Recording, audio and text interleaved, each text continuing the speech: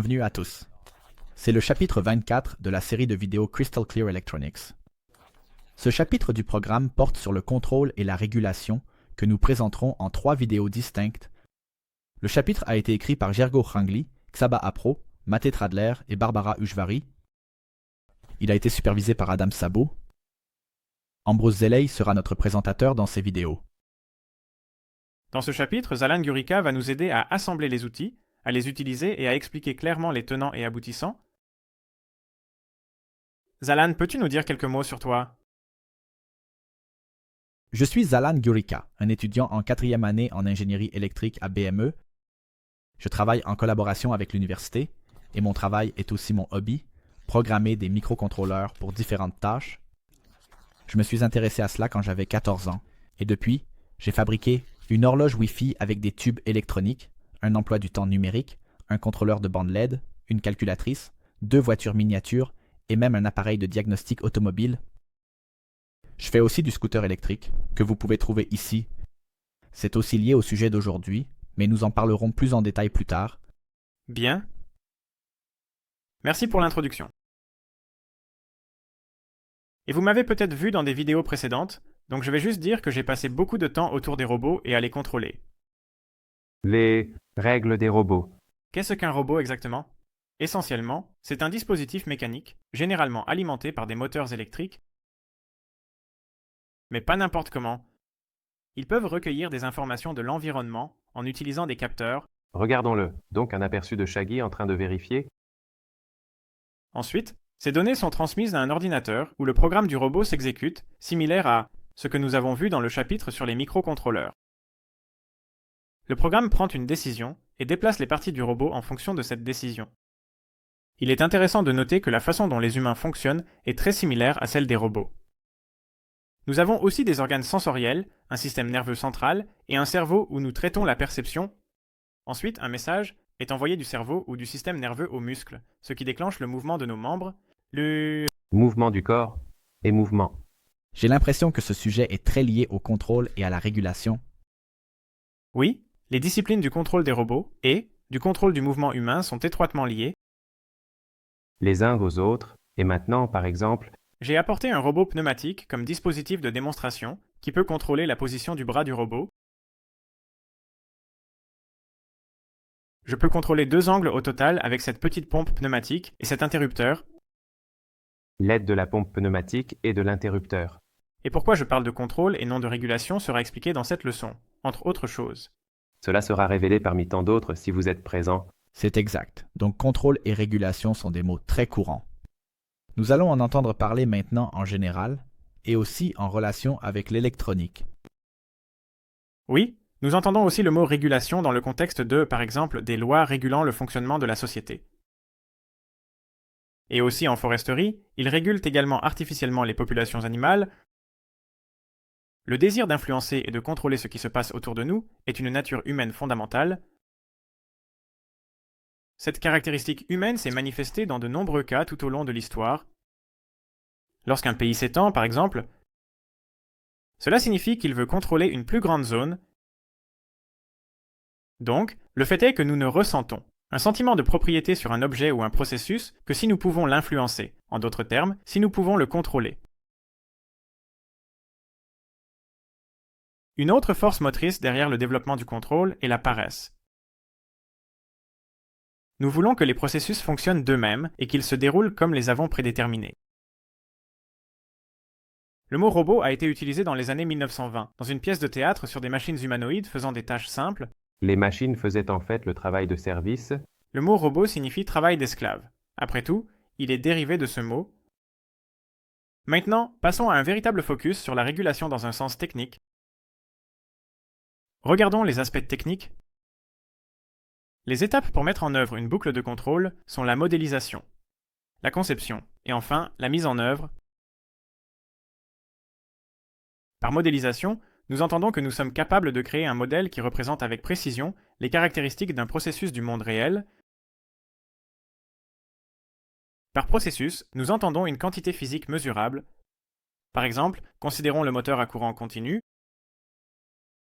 L'on peut trouver dans ce ventilateur Vous l'avez peut-être rencontré dans les chapitres précédents du programme. Le couple, la vitesse angulaire, le courant qui traverse la bobine et la tension de la bobine sont tous considérés comme des processus. Chacun de ces éléments est mesurable ou dérivable. Le modèle utilisé pour décrire le moteur peut établir une relation mathématique entre le couple, la vitesse angulaire, le courant et la tension. Donc, nous avons un modèle pour décrire la réalité. Et comment expliquerions-nous le processus de conception? Par conception, nous entendons créer un algorithme, également connu sous le nom de programme, qui maintient le processus à la valeur que nous souhaitons opérer.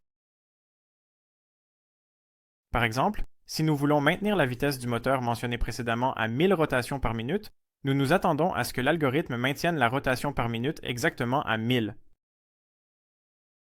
Que la charge de couple sur l'arbre du moteur soit petite ou grande. Bien sûr, il y a des limitations, et nous devons également bien connaître les caractéristiques du moteur.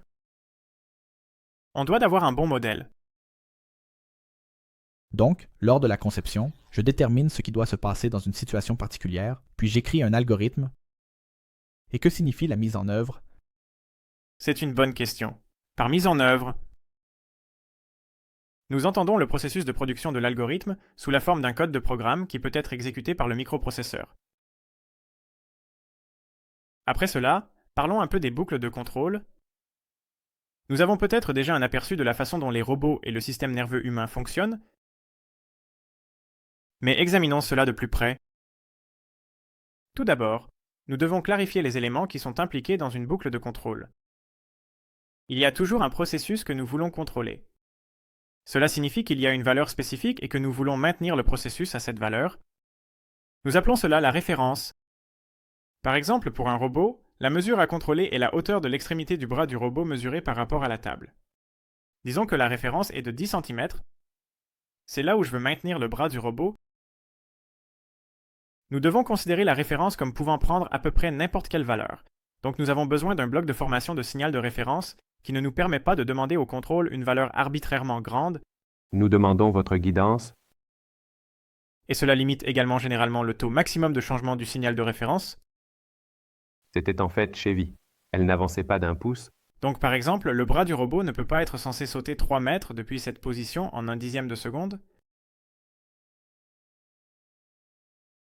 Mais nous avons besoin d'un autre appareil, un appareil de prise de décision. Discuterons lorsque nous comparerons le contrôle en boucle ouverte et fermée. Il doit y avoir un dispositif de contrôle dans la boucle qui nous permet d'affecter ce processus. Influence. C'est pourquoi c'est nécessaire. C'est nécessaire, car les algorithmes de contrôle fonctionnent sur le microcontrôleur. Comme cela a été noté dans les chapitres précédents du programme, les microcontrôleurs ont des périphériques de 3,3 V ou 5 V. Une telle sortie est insuffisante pour faire fonctionner un moteur électrique.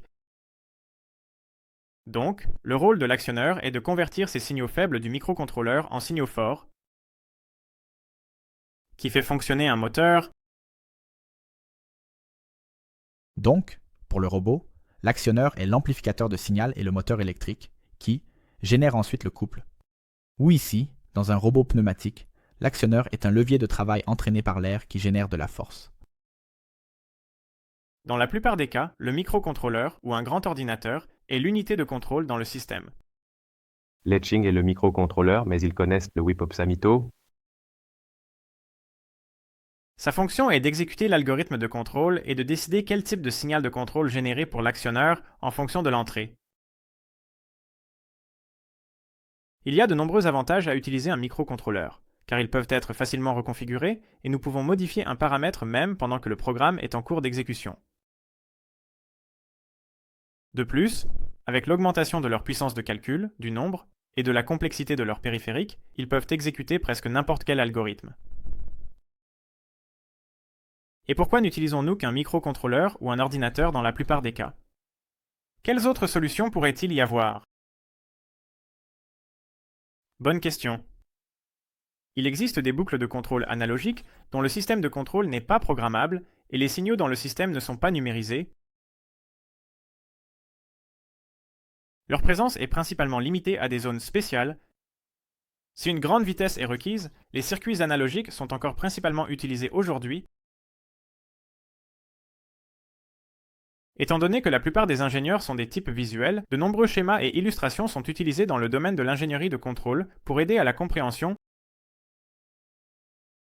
Le diagramme contenant les éléments de contrôle et leurs relations logiques s'appelle un diagramme en blocs, qui aide à comprendre le fonctionnement et la fonction de chaque bloc. Et les fonctions des blocs 1D? D'après ce que nous avons vu jusqu'à présent, je pense que vous pouvez déjà deviner qu'en termes de principe de fonctionnement, il existe deux types de boucles de contrôle. Boucle ouverte et boucle fermée. Vous allez voir un diagramme en bloc pour les deux. C'est vrai, mais nous en parlerons davantage dans la vidéo suivante. Pour l'instant, nous vous remercions de votre attention et vous encourageons à continuer ainsi. Veuillez vous rappeler que les chapitres du programme s'appuient les uns sur les autres. Donc, s'il y a quelque chose que vous ne connaissez peut-être pas, vous le trouverez probablement dans une vidéo précédente ou dans les chapitres antérieurs du programme écrit. Merci beaucoup pour votre attention. Au revoir